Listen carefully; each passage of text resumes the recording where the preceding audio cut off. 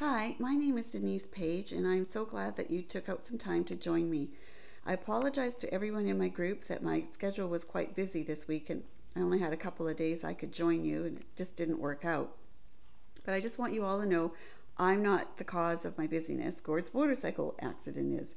He's coming home in December after 7 months in the hospital. So I just wanted to make sure my schedule, we both decided this together. We made a decision that I would clean everything up, including my last course, so that I could be free to help him adjust to life at home. So he's going to videotape my presentation for me. So I'm just going to give you a bit of a view of his room. He's getting ready to say goodbye to it. And here's my presentation. I'm just going to hand the camera over to Gord. He's going to zoom it up.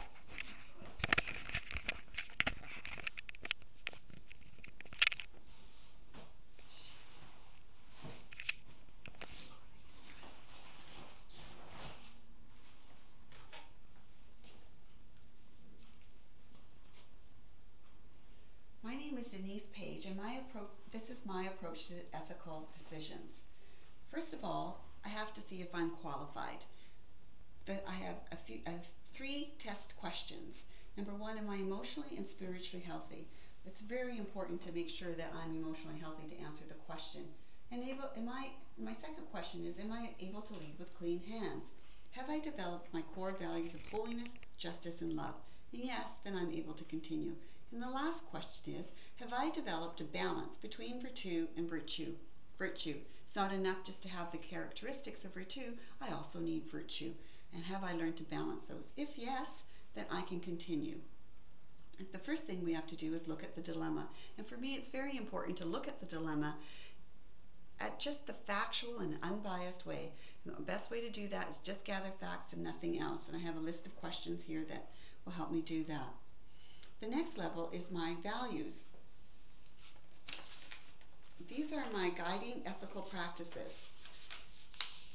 And when I'm looking at my values, I'm going to look at my organization's values first. And I need to identify my organization's mission statement and their value statement.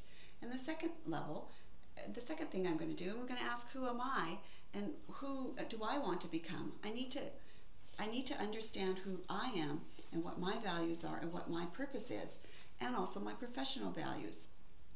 And I'm not going to list my values that we've already done in the course, but I can tell you what my purpose is, and that is, will I be able to fulfill my purpose of becoming a better, authentic, yet sentient, influenced, and influential steward of God? And if all of these are yes, then I can go on and look at the differences. And so it's really important to identify any difference between the organization and myself. And if there is a difference, then I have to make a decision.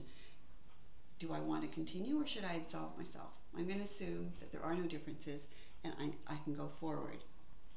And I'm still under my guiding ethical practices here when I go to principles. And I have 7 questions to ask myself regarding principles. And we'll just go through them quickly. What goal am I seeking? What principles strongly guide my life, which is in this case servant leader principles? And what framework am I applying? And I've applied Milo's framework, although I've altered it quite a bit. Another question is, what are my rules of life? And am I faithfully working them? Am I practicing them? They're not rules of life if I'm not creating good habits of working through them. And because this is a battleground that my decision making will be testing. And if I'm not following my rules of life or practicing them, then I'm going to fail the test. And am I disciplined in prayer and in engagement? And if I answer no to any of these, then I should absolve myself from this decision making too. Now the next level is the principles. The principles are also guiding ethical practices. And I have to ask myself, what sort of person will I become in this particular dilemma? And I have a responsibility to turn my values outward rather than inward. It takes courage to do that. And if I don't have the courage, then I shouldn't be here in this. I shouldn't be a participant in this dilemma. And I have a responsibility to find mentors that are going to encourage me through this. And my decision guides me to become who I want to become. And if that's the case, then I am able to proceed. And then there's barriers. There are lots of barriers, but I'm the only one that's responsible for my personal professional development.